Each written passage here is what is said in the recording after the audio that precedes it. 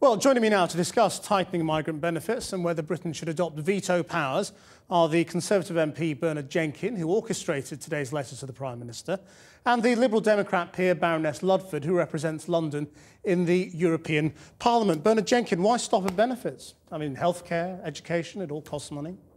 Well, the key thing here is we want to have a cooperative and trading relationship with our European partners.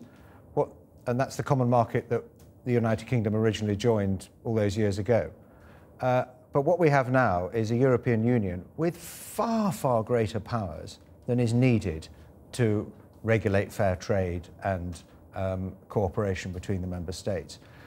This question about migrant benefits, why should it take years and years and years for us to negotiate a 2-year moratorium on benefits for migrants, when it's something that should be in the power of British taxpayers to decide for themselves through their democratically elected parliament? Baroness Ludford, I mean, your leader doesn't seem to oppose this. Well, what a coalition government has done is to enforce the 3-month moratorium before anyone can claim benefits, because, of course, EU free movement, which is a long-standing right, it's not something new, it's an integral part of the EU single market, and it's fully compliant with EU law to enforce a 3-month waiting time before anyone can claim benefits. Is fine with you? It's a right to work. No, absolutely not.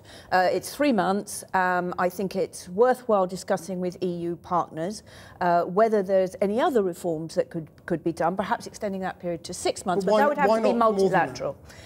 Because, well, first of all, you have to remember there are 2 million Brits in other EU countries who are also taking advantage of the same rights, and you'd hit particularly young Britons who are looking for work in other EU countries. So you always have to remember it's a two-way street, as well as an integral part, as I say, of the EU single market, which Tories are supposed to be committed to. Well, the answer is, you know, I've always actually been in favour of a degree of immigration. I think it's good for our country, it's good for the skills of our economy, it's good for the diversity of our society. And yes, British people migrate to other parts of the European Union, but these are judgments that ultimately ought to rest with the individual national parliaments. The Prime Minister himself said that the fountain of democracy and accountability is the national parliaments and should be the national parliaments. How is he going to deliver this if the European Union carries on taking more and more power to the centre and we're dictated to by Brussels? Dictated to by Brussels. EU law is made by the 28 governments and directly elected members of the European Parliament, not made by the European Commission. Bernard Jenkin's recipe is to pull out of the EU altogether, which is the same as UKIP, and he ought to come clean about that, as Nick Clegg said earlier today, cowering behind the cliffs of Dover. I mean, it's absolutely legitimate to try to discuss with our European partners what reforms can be made. Unfortunately, the Tories go around alienating even their Polish friends who they're in a small group in the European Parliament with. So instead of trying to build alliances with Germany, with Scandinavia, with the Netherlands, with the Poles, you know, this is not the right way to do things. And partly because are you going to come clean, Bernard Jenkin? They want to destroy the EU. They don't want to reform it. Are you going to come clean in Sarah Ludford's language? It was the Prime Minister who said he wanted to have a new relationship with their European partners. But you want a different relationship to the one he wants. He wants to bring back powers from the European Union.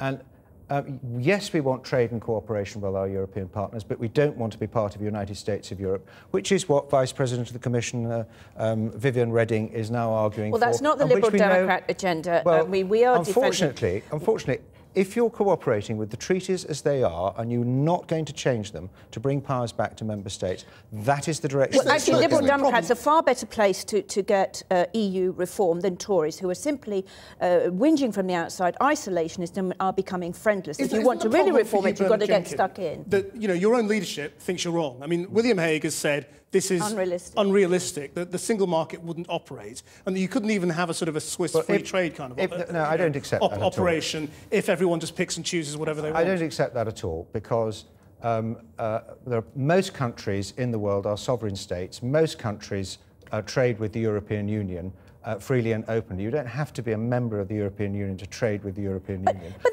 that's the case being like Norway, which has to accept all the EU rules and have no voice. That is what you are saying. Or you're being like UKIP, which is outside the EU single market altogether. Well, you're in the single market, you have to help contribute to the rules and get them enforced. Well, if the single market is the same as the United States of Europe, no, it's not. Then you have to accept what you're saying. But you have to have some rules that go across everything, don't you? I mean, otherwise the single market is a limited number of rules. But if Parliament had these veto powers, it would be questionable as to how often we could use them, how we'd have to be very careful how we use them. But these veto powers would transform our negotiating position if we want to change our relationship with the European Union. And some of the things you would change. Let's just be clear on some of the things. Bear in mind, the only reason these rules apply to the United Kingdom is because Parliament has given permission for them to do so. Would you, for example, end free movement? Well, I believe in the free you'd stop people being able to just move to Britain? I believe in the free movement of people globally, but we have to qualify that. So you would stop it? The Prime Minister said we have to qualify that right. The question is who should qualify it? The British people electing their own Parliament, their own members of Parliament, should be able to choose who comes into this country, on what terms they stay, what benefits they claim, why should when they the should British leave. Parliament It's called democracy. Be able to do that? We can decide to leave the EU, but that is what Bernard Jenkins is calling for. He's like UKIP. He's calling to a Brexit, a British exit from the EU. Fine. I mean, you know, if the European that is clear what his agenda is. But if you're within the EU and you want to stay a member, then you have to try and reform it from the inside by engaging in a way that the Liberal Democrats are doing. If the European Union has become a one-way street where everything is irrevocable, every power that's given to the European Union can never be given back, and if anybody questions that, they're slapped down and told they want to leave, what sort of European Union has this become? If Westminster has a veto, every other national parliament have a veto. I'm afraid we must leave it there for today. EAP reform. I'm sure we'll have you back again soon. Thank you both very much indeed. Thank you.